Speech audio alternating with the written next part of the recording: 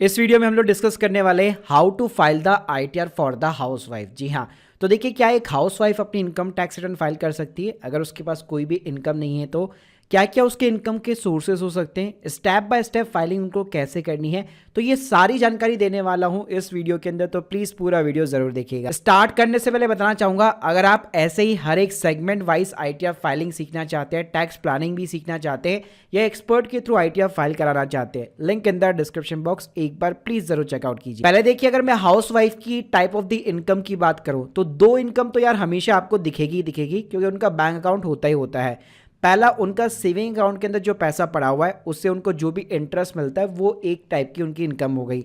इसके अलावा कई बार आपने एफडी भी करा रखी होगी, तो वहाँ पे भी अगर मान लीजिए टीडीएस वगैरह डिडक्ट होता है तो मेक श्योर कीजिए आईटीआर फाइल करके आप उसका रिफंड भी ले सकते हैं। इसके अलावा मान लीजिए उनके नाम पे कोई प्रॉपर्टी है, वहाँ से कोई रेंटल इनकम आती है तो वो रेंटल इनकम हो गई। इसके अलावा आजकल लोग ये करते हैं, हस्बैंड लोग, कि थोड़ा सा पैसा अपनी वाइफ के अकाउंट के अंदर ट्रांसफ़र कर दिया, उनके नाम से मान लीजिए स्टॉक्स या म्यूचुअल फंड के अंदर इन्वेस्टमेंट लगा दी, डिविडेंड की इनकम उनको मिलती है, या कोई अदर टाइप की इनकम जैसे ट्यूशन की इनकम हो गई।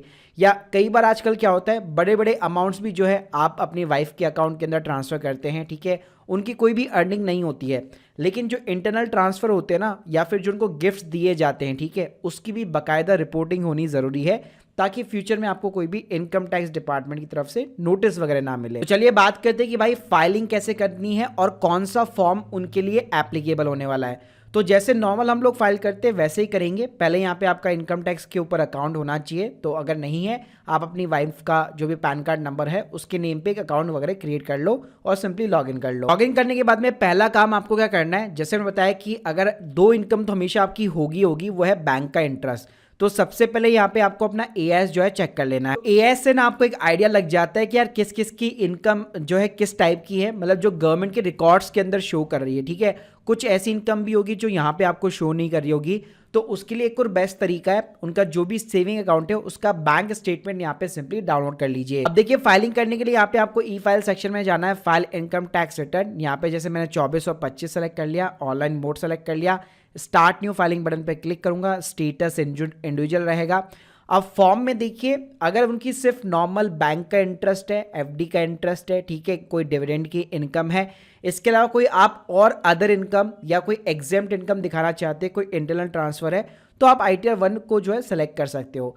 लेकिन मान लीजिए अगर आपने स्टॉक्स बेचे, म्यूचुअल फंड बेचे हैं, तो उस केस में फिर आपको आईटीआर 2 फाइल करनी पड़ेगी। मतलब 99% केस में आईटीआर 1 ही से काम चल जाएगा आपका। बाकी अगर ऐसे सिचुएशन है जहाँ पे स्टॉक्स और म्यूचुअल फंड्स है तो आईटीआर 2 के साथ आपको जाना पड़ेगा। तो यहाँ पे मैंने आईटीआर 1 भाई सेलेक्ट कर लिया है, रीजन पूछेगा, अदर रीजन मैंने सेलेक्ट कर लिया है। अब यहाँ पे बहुत सारे जो है आपको शेड्यूल देखने को मिल जाएंगे। तो शुरुआत करते हैं हम लोग पर्सनल इन्फॉर्मेशन के साथ। तो यहाँ पे भाई सबसे पहले नेचर ऑफ द एम्प्लॉयमेंट पूछेगा, तो देखिए ये आपके ऊपर एप्लीकेबल ही नहीं है, क्योंकि हम सैलरी पर्सन की तो आईटीआर फाइल कर नहीं रहे, तो सिंपली यहाँ पे आप नॉट एप्लीकेबल या अदर्स भी चूज कर सकते हो। अब नीचे भाई आपको रिज्यूम के लिए बोलेगा, तो यहाँ पे आपको छेड़छाड़ करने की जरूरत नहीं है, क्योंकि यहाँ पे हम ऑब्वियसली 7 लाख के नीचे इनकम दिखाने वाले हैं, तो इसको हमेशा यहाँ पे नो ही रखिएगा, कोई भी आपका टैक्स नहीं बनने वाला। नीचे आपको बैंक डिटेल्स मिल जाएगी, तो उनका जो भी बैंक अकाउंट है वो यहाँ पे आप लिंक करा के एक बार वैलिडेट करा दीजिए। इसके बाद में आपको ग्रॉस टोटल इनकम के अंदर जाना है। यहाँ पे कई सारे क्वेश्चन पूछेगा, आप सभी सिंपली को स्किप कर दीजिए। हम लोगों ने वहाँ पे जो है नॉट एप्लीकेबल चूज किया था एम्प्लॉयर के अंदर, तो इसलिए यहाँ पे आप देख सकते हैं सैलरी वाला आपका पूरा हाइड हो चुका है। अब जैसे मैंने बताया था कि भाई दो इनकम तो मिलेगी, एक सेविंग अकाउंट का इंटरेस्ट हो गया और एफडी का इंटरेस्ट हो गया।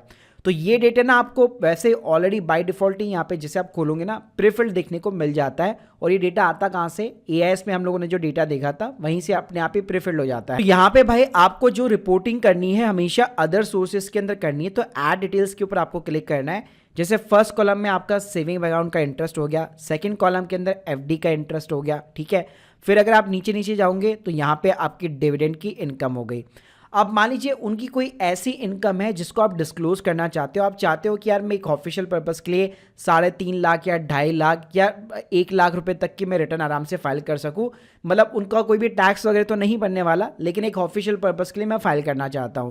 तो उस केस में अगर आपको कोई भी इनकम दिखानी है तो बेस्ट तरीका ये है कि यहाँ पे एक एनी अदर का कॉलम दिया हुआ है, ठीक है।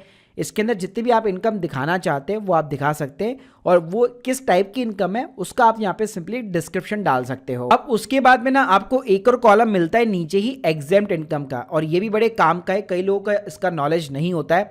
तो देखिए कई बार क्या होता है ना कि जैसे जैसे बताया कि फैमिली के अंदर ही आप इंटरनल ट्रांसफ़र करते हैं, अकाउंट्स के अंदर ही पैसा जो है घुमाते रहते हैं। आपने जो आपके अकाउंट में जो पैसा है वो आपने मान लीजिए अपनी वाइफ को गिफ्ट वगैरह दिया है, ठीक है, या मान लीजिए कहीं और से उनको कोई गिफ्ट मिला है।